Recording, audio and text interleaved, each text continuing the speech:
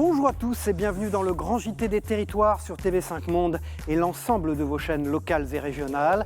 Avec nous, vous allez partir découvrir les lieux et les patrimoines de nos régions, villes et villages, avec toutes les équipes des télévisions locales de France. Tout de suite d'ailleurs, c'est le portrait d'un des plus emblématiques sites naturels de Bretagne, les caps d'Erquy et de Fréhel que nous allons découvrir. L'été, la faune, la flore sont à leur apogée et je vous propose de prendre un grand bol d'air avec ce reportage signé des équipes de la chaîne TBO, la chaîne du groupe Le Télégramme en Bretagne. Regardez. C'est le site naturel le plus visité de Bretagne, le grand site Cap d'Erquy-Cap Fréhel. En cette période de l'année, il est paré de ses plus beaux atours grâce à la floraison des ajoncs et des bruyères.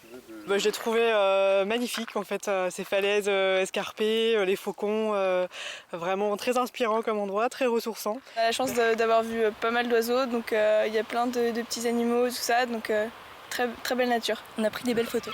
Et elles ne sont pas les seules. Ce garde du littoral se rend régulièrement sur le site. En ce moment, il existe un spectacle hypnotique, le ballet de 3000 oiseaux venus se reproduire. Il représente 80% des guillemots de France et 50% des pingouins tordas, un véritable enjeu national. Les guillemots, dès qu'ils vont atteindre l'âge de 3 semaines, vont se jeter à l'eau sous l'appel de leurs parents pour que les parents continuent de les nourrir en mer. On entend des cris de guillemots, aussi bien d'adultes que de poussins qui leur répondent et qui met une vie toute particulière, une ambiance toute particulière en ce moment-là. Et pour découvrir pleinement le site et les richesses du territoire, suivez le guide. Une centaine d'animations estivales sont proposées. Il y a à peu près pour tous les goûts. On va travailler avec l'école de vol pour faire des sorties kayak le samedi. On a une sortie pour les tout petits pour découvrir l'estran et toute la vie qui traîne à marée basse. Et une dernière animation qu'on réalise sur le point emblématique du territoire qui est le Cap Fréhel, tous les lundis soirs à 18h. Alors rendez-vous sur ce grand site de France où la Côte d'Émeraude n'a pas fini de vous émerveiller. Bonjour Hubert Coudurier, vous êtes le président de TBO et de TB Sud, vous êtes aussi le directeur de l'information du Télégramme à Brest. Alors comment, après cette période, cette crise sanitaire importante, allez-vous vous organiser? Que va-t-il se passer dans vos territoires dans les semaines qui arrivent? Un été, Cyril, un peu surréaliste, puisque hier nous avons filmé le directeur des Vieilles Charrues, Jérôme Trétorel, dans une plaine vide. Et nous avons décidé de rediffuser tous ces festivals qui ont été annulés et qui faisaient le sel de l'été breton, que ce soit les Vieux Gréments. Nous avons rediffusé Brest 2016, puisque 2020 n'a pas eu lieu. Les Vieilles Charrues, nous avons 4 soirées qui sont consacrées aux précédents événements, aux précédentes années. Le Festival interceltique de Lorient, ce sera la même chose. Tout comme le Festival du bout du monde dans cette très belle abbaye de Landévennec. Nous ferons un retour, non pas vers le futur, mais vers le passé. Alors racontez-nous quel va être un peu le programme de TBO et de TB Sud pendant cette période estivale et cette rentrée. Nous avons une carte européenne celtique. Nous faisons partie d'un univers celtique. Et donc nous diffusons des fictions pour les enfants et les adolescents ou des séries dont certaines sont d'origine galloise, comme Dylan et Lolly. L'histoire d'un frère et d'une sœur dotés de pouvoirs magiques. Une série irlandaise également qui s'appelle Air Fric. Un épisode de 26 minutes par jour sera diffusé. Nous avons des programmes courts d'animation pour enfants et nous rediffusons des documentaires qui sont très typés Bretagne, notamment sur Paul Gauguin, sur Dénez Prigent, qui est un chanteur, un artiste, l'écrivain Yann Kefelec. Des rediffusions de votre grand journal des territoires, de Breton d'ailleurs, l'émission de Marie, d'une série qui s'appelle Fotériane et qui est une sorte de jeu de Koh-Lanta breton, mais dans différents pays du monde. Alors, dans la télévision régionale et la télévision locale, dans la presse quotidienne régionale, vous êtes le directeur de l'information du Télégramme, on parle beaucoup de regroupement, de mutualisation entre ces différents médias. Comment allez-vous vous y prendre, vous ? C'est le maître mot aujourd'hui des quotidiens régionaux qui se sont regroupés avec La Voix du Nord, Sud-Ouest, La Nouvelle République et le Télégramme. C'est la convergence de l'information produite par les journalistes du quotidien sur le site, mais aussi les journalistes de télé pour faire une information déclinable sur différents supports, mais fabriqués ensemble avec des moyens communs. Et donc, nous sommes appelés les uns et les autres à travailler de plus en plus ensemble, parce que nous représentons sur des territoires une richesse incontestable qu'il faut maintenant valoriser. Voilà, vous le savez, nous partons chaque semaine avec notre partenaire Ouest France, la découverte de tous les lieux des territoires, ces lieux atypiques. Nous allons parcourir ces magnifiques destinations par les airs maintenant. Laissez-vous guider avec ceux qui vivent sur ces territoires. Regardez.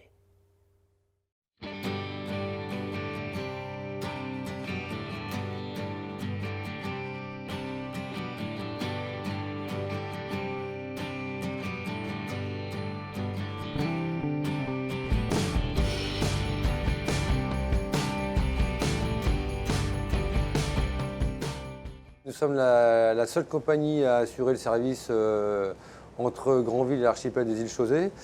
Alors, compagnie privée et qui a un petit contrat avec la mairie de Granville pour assurer un service public en termes de desserte, tout ce qu'il y a de fret, ordures ménagères, de l'eau. On amène 25 tonnes d'eau par exemple tous les jours à Chausey parce qu'il n'y a pas d'eau sur Chausey.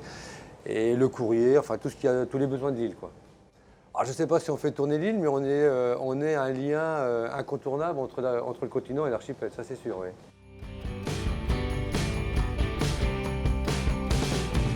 Là, on voit rien, on a l'impression qu'il n'y a pas de cailloux. N'importe qui arrive, il va n'importe où. Mais là, il y a plein de cailloux tout autour. Là.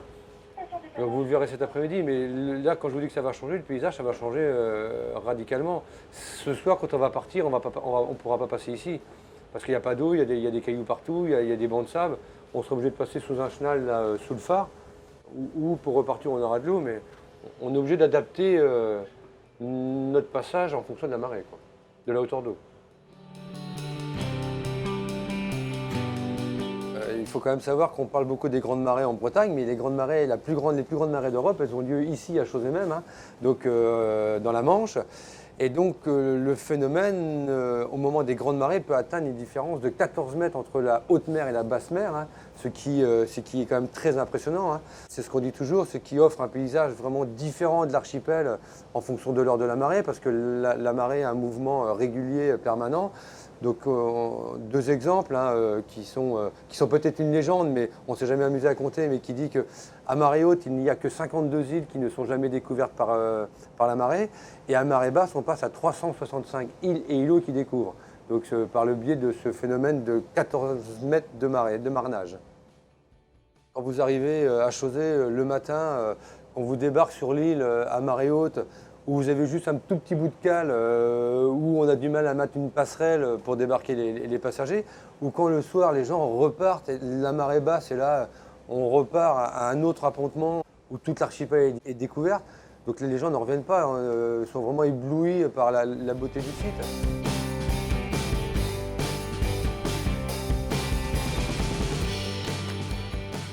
Voilà, l'invité du Grand JT des Territoires, c'est François-Xavier Lefranc, rédacteur en chef de Ouest France. Bonjour François-Xavier Lefranc. Bonjour. Bonjour Cyril. Alors Ouest France, c'est le plus grand quotidien francophone du monde. Évidemment, vous avez des prétentions vers l'Ouest, la ruée vers l'Ouest de Ouest France. Qu'est-ce que c'est ? Ouest France, c'est un journal de conquête qui est né à Rennes en 1944 et puis qui a conquis un lectorat très large, d'abord dans l'ouest de la France. Donc c'était ça le nom Ouest France. Mais maintenant bien au-delà, puisque nous avons des lecteurs partout dans le monde. Beaucoup d'auditeurs et d'auditrices de TV5 Monde lisent Ouest France, parce que nos informations, elles sont diffusées sur des supports numériques et elles concernent beaucoup l'actualité internationale. Alors évidemment, on parle beaucoup de l'Ouest, mais on parle beaucoup de toutes les grandes thématiques qui sont très fortes à l'Ouest et qui ont une résonance mondiale. L'économie de la mer, l'environnement, le numérique, les questions d'alimentation. Sur tous ces sujets, nous sommes évidemment très très présents. Et donc aujourd'hui, cet esprit de conquête, il regarde évidemment à l'ouest, à l'est, au nord, au sud. Et on a envie de conquérir maintenant de nouveaux lectorats qui sont très loin de l'ouest, même si cette région reste le socle, puisque c'est d'ici que tout est parti. François-Xavier Lefranc, Ouest France, eh bien, c'est le print, un des journaux les plus importants imprimés en France aujourd'hui, mais également aujourd'hui le numérique avec sa révolution. Alors quelles sont vos perspectives entre le print et numérique pour le plus grand quotidien français qu'est Ouest France ? Aujourd'hui, en fait, nous sommes en conversation avec notre public, avec les femmes, les hommes qui sont abonnés, qui lisent Ouest France. Et notre objectif, c'est de pouvoir leur parler tout au long de la journée, 24 heures sur 24, quel que soit l'endroit où ils se trouvent. Et évidemment, nous le faisons sur plusieurs supports, beaucoup de supports numériques, et puis le support du journal traditionnel, que l'on peut lire aussi, évidemment, en version numérique. Mais tout au long de la journée, quel que soit l'endroit où on habite dans le monde, si on a accès à Internet, on doit pouvoir lire Ouest France. François-Xavier Lefranc, Ouest France, c'est une énorme machine, évidemment, plusieurs départements couverts, une énorme zone de diffusion. Racontez-nous un peu comment vous organisez toutes ces éditions. Alors d'abord, c'est une rédaction qui travaille en grande proximité physique avec son lectorat de l'Ouest. C'est-à-dire que ces journalistes, ces quelques 600 journalistes, il y en a évidemment au siège à Rennes, en Bretagne. Il y en a dans les 3 régions de Normandie, de Bretagne et des Pays de la Loire. Il y en a à Paris également, parce que nous avons une rédaction à Paris. Nous avons une 50aine de correspondants un peu partout dans le monde. Si vous voulez, Ouest France est un média qui raconte au quotidien depuis... le groupe Ouest France existe. Il y avait un autre journal avant Ouest France qui s'appelait l'Ouest Éclair, donc ça fait plus d'un siècle que cette grande maison raconte au quotidien l'histoire de chacune des communes de l'Ouest jour après jour. Et sur cet ensemble de l'Ouest, il y a des hauts lieux du patrimoine national. On pourrait parler du Mont-Saint-Michel, mais il y a des endroits absolument fabuleux. Eh bien, c'est ce qu'on a envie de partager avec tous ceux qui vont nous lire cet été. Voilà, merci François-Xavier Lefranc, rédacteur en chef de Ouest France, d'avoir été l'invité du Grand JT des Territoires en duplex de Rennes. La France et le département des Vosges regorgent de sites à visiter durant les vacances, exemple avec la commune de Charmes, entre Épinal et Nancy, avec ses espaces verts, son port, ses remparts, son église Saint-Nicolas ou son écomusée. La visite est réalisée par nos confrères de Via Vosges sur place. Regardez.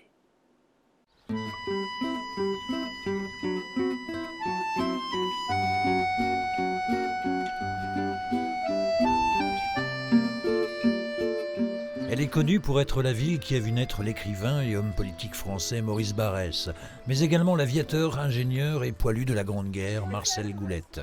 Charmes entre Épinal et Nancy, Vaucon s'y attarde si l'on souhaite séjourner en France, et plus particulièrement dans les Vosges durant ses vacances. Au bord du canal des Vosges, à 2 encablures de son port de plaisance, cette aire de camping-car n'attend d'ailleurs que vous. À Charmes, on a la chance d'avoir déjà une très belle forêt de Charmes, d'où le nom de la ville. Et actuellement, il y a pas mal de randonnées avec les castors. Il y a aussi la véloroute qui longe l'aire de camping-car et beaucoup de chemins de randonnée. Sinon, pour tout ce qui est plus patrimoine, vous avez un écomusée qui est au bout de ce canal, le canal du Moulin. Donc c'est l'écomusée du Battant. Le Battant remonte à 1860 avec son atelier de mécanique, sa scierie et sa centrale hydroélectrique. Un site transformé de nos jours en écomusée. La centrale électrique tourne, mais elle ne produit plus. La scierie, si on a un bon scieur, elle peut tourner. Et l'atelier mécanique, on peut faire des démonstrations. C'est toujours en état de fonctionner. Donc là, la spécialité de la maison d'Azay, qui est beau par la suite, c'était la fabrication de la vis à pas carré. Autre lieu à découvrir, la maison du Chaldron, de style Renaissance, où durant la guerre de 30 ans a été signé le traité de Charmes entre Richelieu et Charles IV. Du coup, là, il y avait aussi la possibilité de rentrer les chevaux, puisqu'il y a des écuries par derrière. Et puis, il y a l'église Saint-Nicolas, en partie du 15e. Saint-Christophe a été sculpté pour la famille des Savigny-Bassompierre. Savigny est un village à côté de Charmes, où il y avait un château très important et une famille qui faisait partie des grands chevaux de Lorraine. Une église dont les vitraux et la chapelle Renaissance sont incontournables. Charmes détruite pour moitié durant la Seconde Guerre mondiale, enfin un riche passé militaire, comme en témoigne ce double monument. Vous avez 2 représentations des combattants de 1870. Derrière le monument, vous avez un deuxième monument qui lui a été érigé après la guerre 14-18, là, en arc de cercle. Donc, ce qui fait croire aux habitants que c'est le monument de guerre 14-18. Ils ont oublié qu'il y avait en fait la commémoration de la guerre 1870. Et il y aurait tant à dire. Carpiniennes et Carpiniens prennent soin de leur histoire. Ils ont d'ailleurs leur conservatoire du patrimoine, où l'on y retrouve, entre autres, l'intégrale des œuvres de Maurice Barrès. Nous partons maintenant sur la Côte d'Azur, à Cannes plus précisément, à la rencontre d'un personnage fantastique. Son nom, c'est Gleb Muzrugov. Il est vice-président de la Fédération européenne de Wushu et de Kung Fu. Ce sont des disciplines dont il nous parle avec passion. Ce sont surtout, vous allez le voir, des modes de vie. Ce sont des propos recueillis par Bruno Alberti et Stéphane Attia de Chic TV dans le Sud-Est. Nous avons rencontré Gleb Muzrukov, vice-président de la Fédération européenne de Kung Fu et Wushu. Ce Cannois par adoption, d'origine russe, a consacré sa vie à l'étude et à la promotion du Kung Fu. Il nous accueille dans son jardin chinois, sur les hauteurs de Cannes. C'est un art martial chinois qui est connu sous le nom de Kung Fu en Occident, notamment en France. C'est le pays qui a d'ailleurs été un pionnier à introduire le Kung Fu à l'époque. Maintenant, on le nomme le Wushu, c'est un sport olympique reconnu. D'ailleurs, on vient d'être inclus en tant que discipline supplémentaire dans le jeu olympique de la jeunesse au Sénégal, dans 2 ans.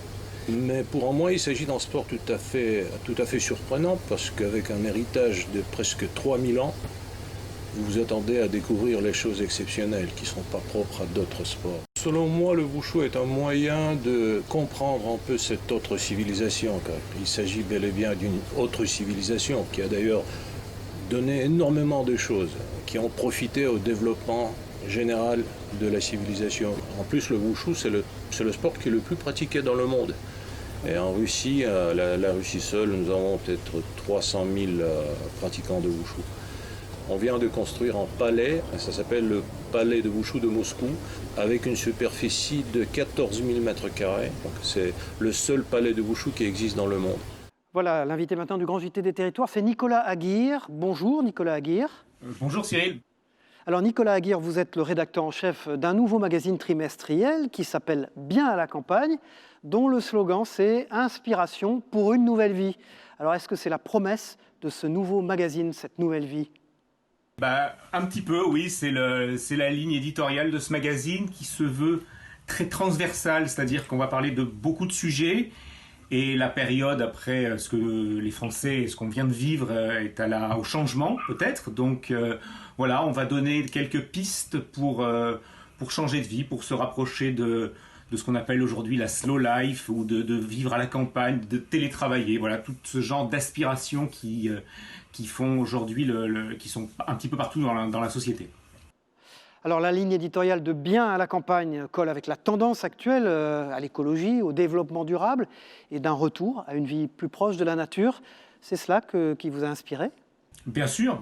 Nous, on a essayé d'être le plus bio, le plus responsable, éco-responsable possible. On ne parle pas de fruits exotiques ou tout ça. On parle de ce qui est à côté de chez nous, de fruits de saison, de pigeonniers français. On est vraiment dans la tendance actuelle on essaie d'être le plus responsable possible. Bio oui, mais pas seulement, être aussi capable d'aller voir les petits artisans qui sont à côté de chez nous, penser que des magnifiques assiettes, je pense à ça parce qu'on a un très très beau reportage dessus, mais voilà, c'est peut-être juste à côté de chez vous que ça se passe. Donc voilà, essayez de donner, comme le disait le sous-titre et comme vous le soulignez tout à l'heure Cyril, des inspirations pour changer de vie ou pour tout simplement découvrir des choses qui sont à côté de chez nous. Alors Nicolas Aguirre, il y a de très très belles photos dans votre magazine. Je suppose que c'était aussi une volonté de votre part, de la rédaction, de donner envie par la photo de regarder, de lire ce journal ? Oui, c'était vraiment quelque chose sur laquelle j'ai fait très attention. C'est d'avoir une qualité photo irréprochable et en plus il y a une petite nuance, c'est-à-dire que comme vous le remarquez, de très belles photos pour les ocres ou pour des grands reportages, mais aussi des photos très précises qui vont permettre au papier, par exemple, je pense au papier sur les boutures dans le jardinage, de vraiment montrer comment faire. Donc on est à la fois dans le très beau qui va faire un effet waouh, et puis dans le très pratique où quand on parle de quelque chose dans une recette, dans un conseil de jardinage, on va comprendre grâce à la photo et au texte évidemment de quoi il s'agit et le lecteur va pouvoir s'aider du magazine. Voilà, merci Nicolas Aguirre d'avoir été l'invité du Grand JT des Territoires. Au revoir et à bientôt. Voilà un prestigieux anniversaire maintenant dans le Grand JT des Territoires, celui de la grotte de Lascaux qui fête ses 80 ans. Et oui, après plusieurs mois de fermeture en raison de la pandémie de Covid, moins de monde attendu cette année, donc plus de temps sera accordé aux visiteurs. Alors n'hésitez pas, la visite est assurée par nos confrères de TV7, la chaîne du groupe Sud-Ouest sur place. On l'appelle la chapelle Sixtine de l'art pariétal ou encore le Versailles de la préhistoire. Pourtant, la grotte de Lascaux, classée au patrimoine de l'humanité, aurait pu rester ignorée de tous sans un fabuleux hasard. La balade de 4 écoliers dans la campagne de Montignac en Dordogne le 8 septembre 1940. Leur chien robot poursuit un lapin qui se sauve dans un trou de 20 cm au pied d'un arbre déraciné, un trou qui communique en fait avec une vaste cavité. Lascaux est découvert et devra fermer en 1963 pour être préservé. Depuis, les plus belles salles de la grotte ont été reconstituées à l'identique. Lascaux 4 que le public peut de nouveau visiter après plusieurs mois de confinement. Un voyage dans le temps à la découverte de nos ancêtres, les Cro-Magnons, il y a près de 20 000 ans. Alors eux, ils étaient confinés de manière obligatoire. La température extérieure entre -20 et -40 les obligeait à chercher des endroits pour venir reproduire cet art des cavernes. Ils ne vivaient pas dans la grotte de Lascaux, ils vivaient dans des abris autour. Ici, ils venaient reproduire peut-être un art sacré, c'était peut-être leur église à eux, leur mosquée, enfin bon, un lieu sacré. Et puis, ils vivent aux Zézis et là, cette vie en communauté, et j'insiste beaucoup sur ça, c'est cette notion de groupe, quoi. On dit toujours que Cro-Magnon s'en est sorti par rapport à Néandertal, peut-être parce qu'il avait cette notion de groupe, de partage de vie, quoi. Que ce soit à la fois sur la nourriture, mais sur les objets mobiliers du quotidien, quoi. Il y avait une recherche constante sur l'art, quoi. Des artistes et des Cro-Magnons, difficile de dire le contraire. Il suffit de pouvoir admirer ces peintures et ces gravures dans la salle des Taureaux ou bien dans la salle du Puy, par exemple. Ils ont trouvé toutes les formes de peinture, toutes les formes de gravure possibles. Et nous, aujourd'hui, disent les plus grands, Picasso, Soulages, Tapies, Miro, il y a toujours cette référence à Lascaux. C'est ça qui est formidable, quoi. Il y a une notion de on traverse les années, on traverse les dizaines de milliers d'années. Et puis il y a cet art-là qui existe toujours, quoi. Mesures sanitaires obligent, Lascaux 4 a dû diviser par 2 sa capacité d'accueil, un manque à gagner certes, mais aussi un plus pour les visiteurs. Des groupes réduits, c'est également un guide plus disponible pour répondre aux questions. Mais attention, toutes ne trouveront pas forcément de réponse. La grotte de Lascaux et ses chefs-d'œuvre restent encore un grand mystère. La chenille est à l'origine d'un passé industriel bien connu dans la Loire. Le travail de la soie et de la rubannerie, découverte maintenant du métier de fileuse et des techniques du traitement de la soie dans le musée de tissage et de soierie de Bussière, situé en Saône-et-Loire, avec les équipes de nos confrères sur place de TL7 à Saint-Étienne. Si je compare le poids de cette chenille qui a 3 semaines au poids de la chenille qui vient d'éclore, le poids a été multiplié par 10 000.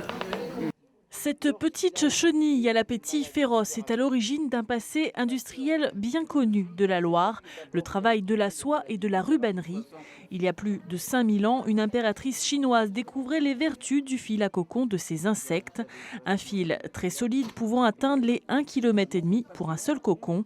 Quelques siècles plus tard, le secret de fabrication de la soie arrive en France et la production prend de l'ampleur dès le XVIIIe siècle. Dans la Loire, la spécialité était surtout le tissage, le moulinage et la teinture, bref, le traitement de la soie. Pour cela, le travail de fileuse a été créé. Le cocon, un fil d'un cocon n'est pas assez solide pour pouvoir être travaillé. Donc il va falloir les multiplier par au moins 4, voire 10. Pour faire une solidité du fil, vous voyez qu'on a déjà ici. J'ai 6 cocons ici qui tournent. Je ne sais pas si vous les voyez. Les 6 cocons qui sont là vont me sortir 6 petits fils. Donc là, quand vous avez déjà 6 fois le fil de ce cocon, c'est déjà assez solide pour être emmené à travailler sur du moulinage. Les fils ainsi obtenus, le tissage peut être réalisé. Les machines à tisser sont alors inventées, de la plus archaïque à la plus moderne. Une technologie qui trouve une autre utilité. Grâce à la soie, les gens ont développé des machines permettant de travailler une fibre aussi fine.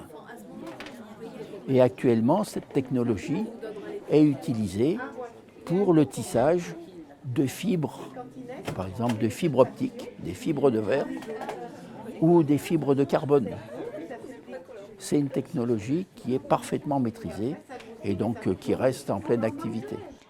D'un simple cocon, d'un simple fil, l'homme a su créer cette soie si convoitée, un savoir-faire toujours utile de nos jours.